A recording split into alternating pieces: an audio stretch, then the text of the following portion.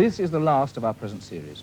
And in 6 programs, we couldn't hope to cover the whole time span of wargaming. I mean, let's face it, it runs from prehistoric to intergalactic fantasy. But the American Civil War is hugely popular with wargamers. And the most famous battle of that time is probably Gettysburg, which, in fact, was the turning point. A few years ago, I made a film in which I had to play a war game, and Peter Gilder built the terrain for Gettysburg for that film. After the production, I bought it and kept it myself. And you'll see it in a moment. I thought at the time it was rather special, and I think you'll agree with me. By spring 1863, the war was not going well for the South. And so Robert E. Lee was ordered to march north into Union territory.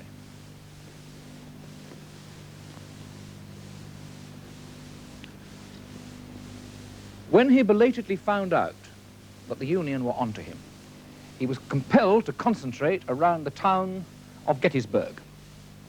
Coincidentally, a Union cavalry division arrived on the scene where it clashed with another rebel brigade, which had come looking for shoes, of all things. The Rebs won. The Union retreated down here to Cemetery Hill. But Lee didn't follow through. The next morning, General Meade arrived, called up his main forces, and the battle was on.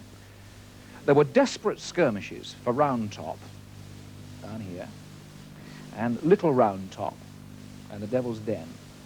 And only the Peach Orchard here fell to the rebels. In spite of huge casualties, Meade's line held. On the 3rd day, Lee failed to take Culp's Hill, up here. His artillery pounded away at Cemetery Ridge, here in the middle.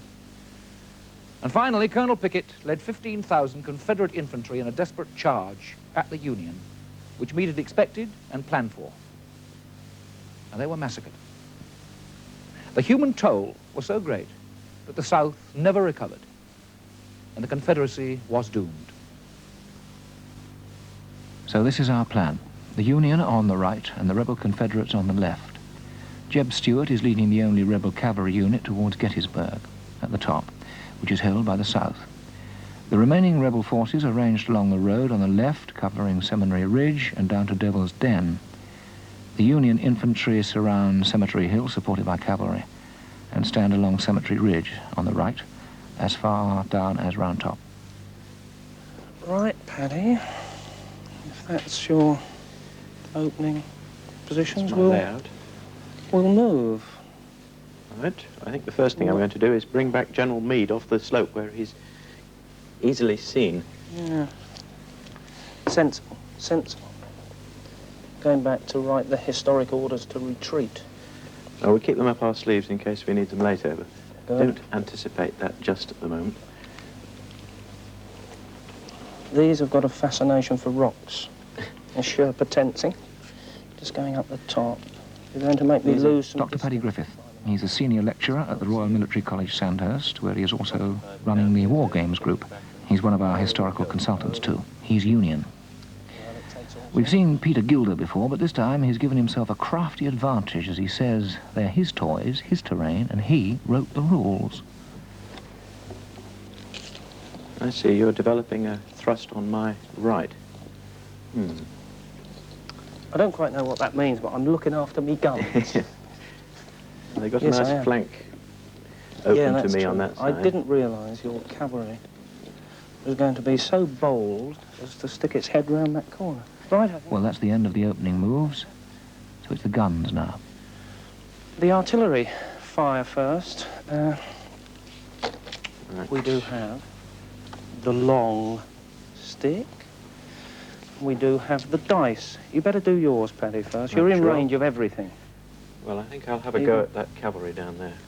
That's it. You're going to be in medium range, aren't you? It's a large-sized target.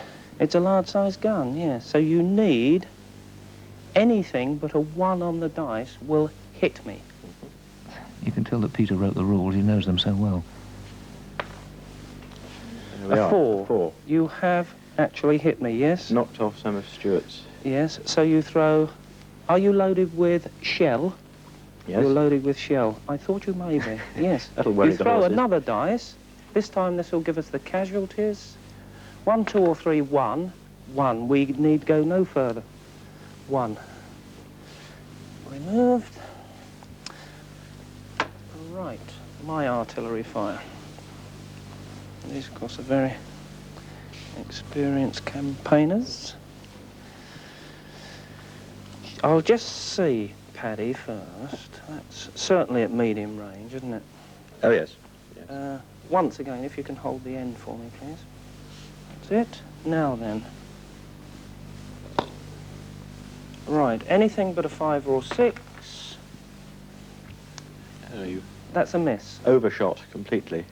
It's almost impossible, isn't it? Well, Paddy and Peter continued firing down the line, artillery and musketry.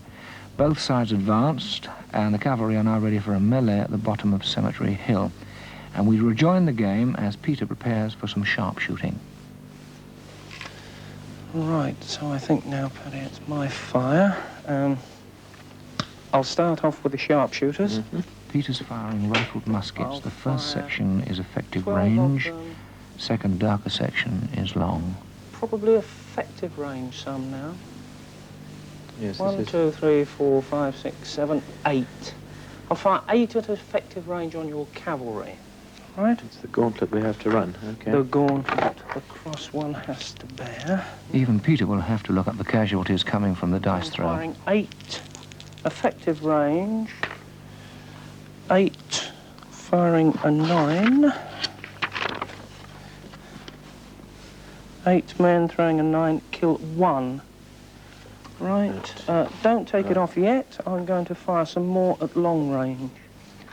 1, 2, 3, 4, 5, 6. In fact, I'll fire them all 7. 8 that can. Another 8 at long range. That will mean half casualties. Throwing a 9. It's the same for hard cover. 9 gives us 1. That's 1.5. It's still only 1, isn't it? Yeah, so you've lost 1 cavalry there. The remaining... Scratch the horse's neck. Scratched, indeed. The remaining 4 will fire at your head of your column coming down the road. Oh, dear. Forget about it. Missed. By the way,